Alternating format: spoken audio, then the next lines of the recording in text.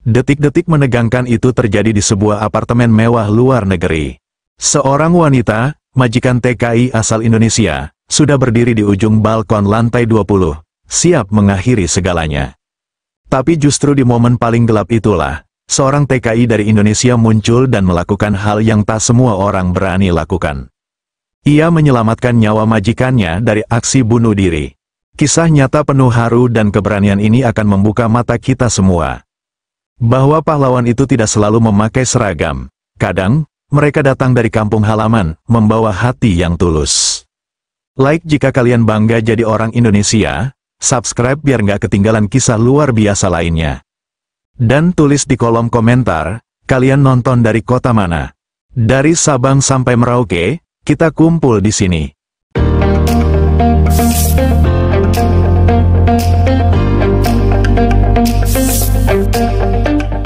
Namaku Rizky Ramdhani, usia 27 tahun, lahir dan besar di sebuah kampung kecil di Kabupaten Subang, Jawa Barat. Hidup di kampung kami sederhana, tapi untuk sebagian orang, kesederhanaan itu bukan pilihan, melainkan keterpaksaan. Ayahku dulu tukang ojek kampung, setelah terkena stroke ringan, ia hanya bisa duduk di kursi bambu depan rumah. Ibu, wanita luar biasa yang jadi tulang punggung keluarga. Ia bekerja dari pagi sampai sore sebagai buruh tani, memanggul karung pupuk, menanam cabai, dan mencabut rumput di ladang orang, semua demi agar aku dan adik-adikku bisa terus makan. Aku, sebagai anak pertama, tak punya banyak pilihan. Di usia 25, aku memutuskan pergi, menjadi TKI di Rusia. Saat orang lain mungkin memilih Malaysia, Taiwan, atau Korea, entah kenapa nasib membawaku lebih jauh lagi, ke negeri yang katanya dinginnya bisa menusuk tulang. Aku tak peduli, yang kupikirkan cuma satu, aku harus berhasil. Harus kirim uang ke rumah, harus bantu bayar utang, harus membuat bapak dan ibu bisa sedikit bernapas. Setelah melalui proses panjang, aku akhirnya ditempatkan bekerja di sebuah apartemen mewah di kota Saint Petersburg, Rusia. Hanya satu orang di sana, seorang wanita, Yelena Sergeyevna, usianya 35 tahun. Ia tinggal sendiri di apartemen modern lantai 20, dengan jendela-jendela besar yang menghadap ke kota. Kesan pertamaku saat melihatnya, anggun, cantik, tapi dingin. Dingin bukan karena suhu Rusia, tapi karena tatapan matanya yang kosong, senyumnya, langka, suaranya selalu datar. Ia tak pernah marah, tapi juga tak pernah hangat, semua instruksinya pendek, jelas, dan tanpa ekspresi. Aku mengerjakan tugasku seperti biasa, bersih-bersih, mencuci, memasak. Tapi hari demi hari, aku mulai melihat sesuatu yang tak biasa.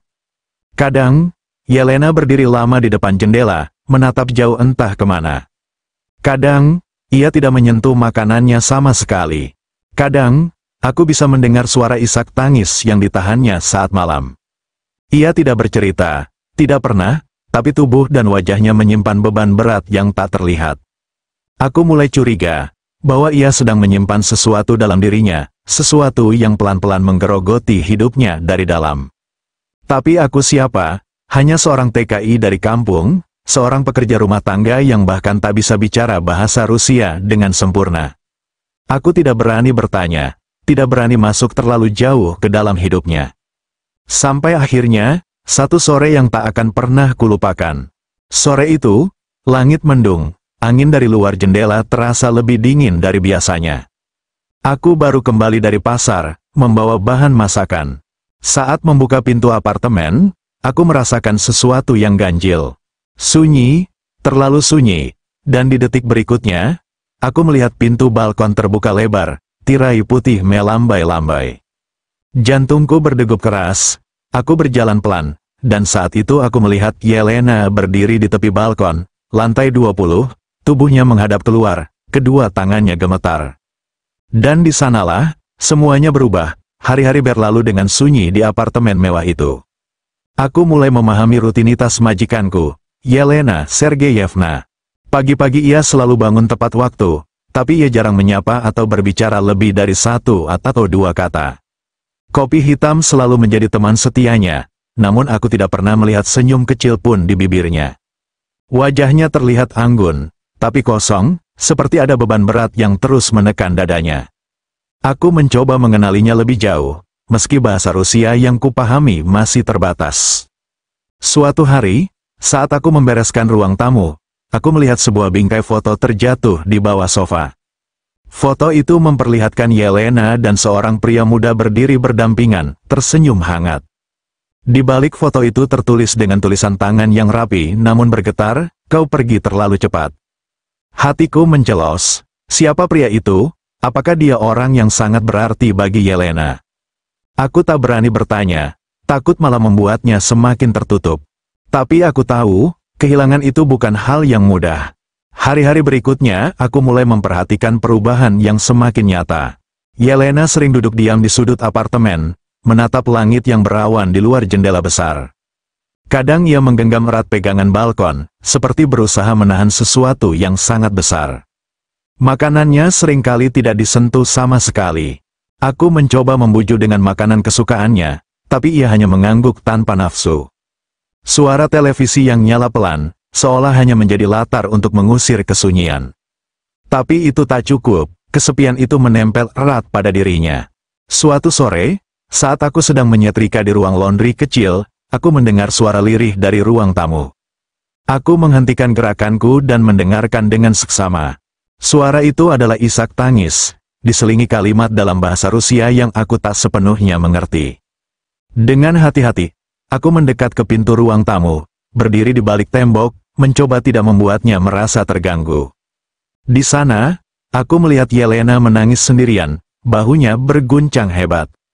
Ia seperti sedang berbicara dengan seseorang yang sudah tiada, mengungkapkan kemarahan dan rasa kecewa yang dalam. Aku merasa hatiku hancur. Betapa dalamnya luka yang ia simpan dalam diam. Sejak saat itu, aku mulai merasa beban di apartemen ini bukan hanya tugas kerjaanku saja. Aku mulai merasakan bahwa majikanku membutuhkan lebih dari sekadar bantuan rumah tangga. Ia membutuhkan seseorang yang bisa mendengarkan, seseorang yang bisa hadir saat dunia terasa gelap. Tapi aku juga merasa tak berdaya. Aku hanyalah seorang anak kampung yang jauh dari rumah, berjuang dengan keterbatasan bahasa dan aturan pekerjaan yang ketat. Aku takut jika salah langkah, aku justru akan membuatnya semakin terpuruk. Namun sebuah firasat gelap terus menghantui pikiranku. Bahwa suatu saat nanti, majikanku bisa saja melakukan hal yang tak pernah terbayangkan. Dan aku harus siap, harus berani, jika saat itu datang. Sore itu di Saint Petersburg membawa hawa dingin yang menusuk hingga ke tulang. Langit kelabu menggantung berat, awan mendung seakan mempersiapkan hujan yang tak kunjung turun. Aku, Rizky, baru saja pulang dari pasar dengan membawa belanjaan untuk makan malam. Biasanya, saat aku masuk, suara televisi atau musik pelan selalu menyambut. Tapi sore itu, hening, sunyi, seperti seluruh dunia berhenti berputar. Perasaan aneh langsung menyergap dadaku. Aku letakkan kantong belanjaan di meja dan berjalan pelan ke ruang tengah. Mataku langsung tertuju ke balkon yang pintunya terbuka lebar, tirai putih bergoyang tertiup angin dingin dari luar. Jantungku berdetak kencang, perlahan, aku melangkah mendekat. Di sana, berdiri sosok Yelena, majikanku. Ia berdiri di tepi balkon lantai 20, tubuhnya hampir condong ke depan. Tatapannya kosong, menatap ke bawah ke jalanan kota yang berjarak puluhan meter di bawah kami. Angin dingin mengibarkan rambut dan pakaiannya yang tipis, sementara tubuhnya gemetar, seolah sedang berjuang dengan gelombang badai emosi yang sangat berat. Napasku tercekat, aku tahu saat itu bahwa ia sedang dalam bahaya. Berusaha mengendalikan suara dan langkahku agar tak mengejutkannya, aku perlahan memanggilnya. "Bu Yelena," suaraku terdengar gemetar, tapi cukup lantang untuk menarik perhatian. Ia menoleh, wajahnya penuh air mata, mata merah dan sembab, bibir bergetar. "Rizky, aku tidak sanggup lagi," ucapnya dengan suara parau dan berat, "hidup ini terlalu menyakitkan." Hatiku mencelos, aku tahu aku harus segera bertindak. Tanpa pikir panjang, aku melangkah lebih dekat, meraih tangannya yang gemetar, dan menggenggamnya erat. "Bu Yelena, tolong dengarkan aku," kataku sambil menahan suara yang mulai pecah. "Aku tahu hidup kadang terasa berat, tapi bukan berarti kita harus menyerah begitu saja. Aku di sini, dan aku tidak akan membiarkan ibu melakukan ini sendirian. Ia menggeleng pelan, seolah mencoba menolak, tapi aku bisa merasakan ia lelah, sangat lelah. Aku terus berbicara, mencoba menyentuh hatinya dengan kata-kata yang sederhana tapi tulus. Hidup adalah anugerah, Bu, ada orang-orang yang mencintai ibu, walaupun mungkin ibu tidak selalu melihatnya. Aku sendiri, walau jauh dari kampung halaman, merasakan bahwa kita harus terus berjuang. Jangan biarkan kegelapan menelan semuanya. Perlahan, aku mengajak Yelena mundur dari tepi balkon. Tanganku masih menggenggam erat tangannya, memastikan ia tidak melepaskan pegangan. Saat kami berdua mundur, aku menariknya dalam pelukan hangat. Ia menangis, dan aku menangis bersama. Di saat itu, aku merasa bukan hanya aku yang terselamatkan, tapi kami berdua menemukan secercah harapan yang mulai tumbuh di antara abu duka. Sore yang dingin itu berubah menjadi titik balik, sebuah awal baru yang tak pernah aku bayangkan ketika memutuskan pergi jauh dari kampung halaman. Setelah aku berhasil menyelamatkan Yelena dari tepi balkon itu, seolah sebuah beban berat terangkat dari pundakku. Tapi aku tahu, perjuangan sesungguhnya baru dimulai. Yelena, wanita anggun berusia 35 tahun itu, masih menyimpan luka dalam yang tak terlihat. Hari-hari berikutnya, aku mencoba menjadi lebih dari sekadar pembantu rumah tangga. Aku berusaha menjadi pendengar yang sabar, seseorang yang bisa diajak bicara saat hatinya berat. Awalnya, ia masih menutup diri. Ia diam, tertunduk, enggan mengungkapkan apa yang mengganggunya. Namun aku tahu, kesendirian hanya akan membuatnya semakin tenggelam dalam kesedihan. Perlahan, dengan bahasa sederhana dan ketulusan yang aku miliki, aku mulai membuka ruang untuknya bercerita. Suatu sore, saat kami duduk bersama di ruang tamu, aku memberanikan diri bertanya. Bu Yelena, apa yang membuat ibu begitu sedih? Ia menatapku lama, seolah menimbang apakah aku layak tahu jawabannya. Lalu, dengan suara parau dan mata yang mulai berkaca-kaca, ia bercerita tentang suaminya yang meninggal mendadak dalam kecelakaan. Tentang betapa beratnya menjalani hari tanpa sosok yang selama ini menjadi sandaran hati. Tentang tekanan pekerjaan yang tak pernah berhenti, dan rasa kesepian yang membalut hatinya seperti kabut dingin. Aku mendengarkan dengan sepenuh hati, memeluknya saat air matanya mengalir. Aku hanya bisa berkata, Bu, aku di sini, kita jalani hari ini bersama, besok juga bersama. Kata-kata sederhana itu membuatnya mulai membuka diri lebih lebar. Hari demi hari, Yelena menunjukkan perubahan. Ia mulai mau makan dengan baik, tersenyum kecil saat aku menyajikan masakan favoritnya, bahkan meminta aku untuk duduk dan mengobrol di sela kesibukan. Dari hubungan kerja, kami berubah menjadi teman yang saling menguatkan. Suatu hari, ia mengajakku berjalan-jalan ke taman dekat apartemen. Di sana, di antara pohon-pohon yang mulai berguguran daunnya, aku melihat senyum tulus muncul di wajahnya untuk pertama kali sejak aku mengenalnya. Itu bukan sekadar senyum, itu harapan yang mulai tumbuh. Aku tahu, perjalanan penyembuhannya masih panjang dan penuh liku. Tapi aku juga tahu, ia telah memilih untuk melawan, memilih hidup. Dan aku, dari kejauhan kampung halaman di Jawa Barat, berjanji akan selalu ada untuknya. Dari pengalaman ini, aku belajar sesuatu yang sangat berharga. Keberanian menyelamatkan seseorang bukan hanya soal aksi heroik satu detik, tapi tentang kehadiran yang konsisten, menjadi cahaya kecil di kegelapan yang paling pekat sekalipun. Kini, kami menjalani hari-hari baru dengan hati yang lebih terbuka dan penuh harapan. Aku percaya, setiap orang berhak mendapatkan kesempatan kedua untuk menemukan kebahagiaan.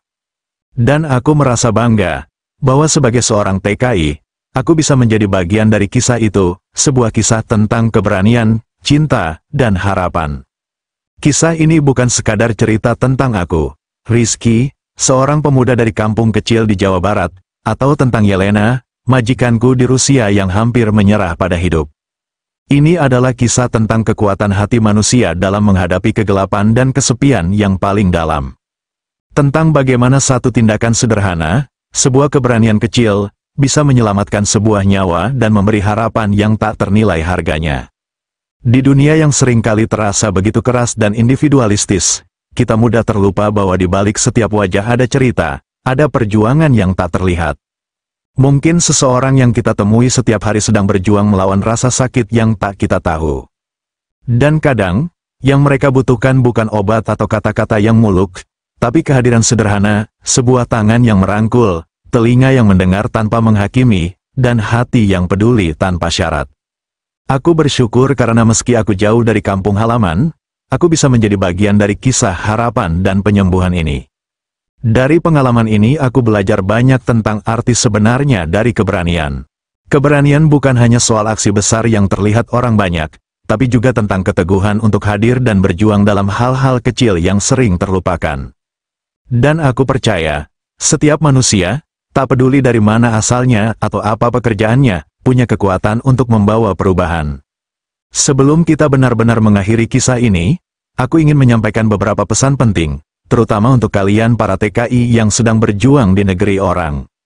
Jadi, untuk kalian yang mungkin sedang jauh dari keluarga, menghadapi kesulitan, rasa sepi, atau bahkan keraguan, ingatlah satu hal. Kalian tidak sendiri. Setiap perjuangan yang kalian jalani adalah bagian dari kisah yang luar biasa, kisah tentang keberanian dan pengorbanan yang jarang diketahui orang.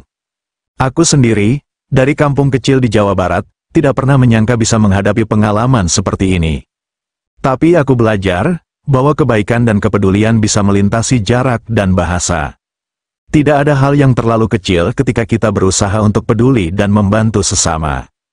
Bagi kalian yang menonton, dari Sabang sampai Merauke, dari kota besar sampai desa kecil, aku mengajak kalian untuk terus menyebarkan cinta dan harapan. Jadilah cahaya bagi mereka yang sedang berada dalam gelap, karena kadang satu senyum atau perhatian kecil bisa menyelamatkan jiwa.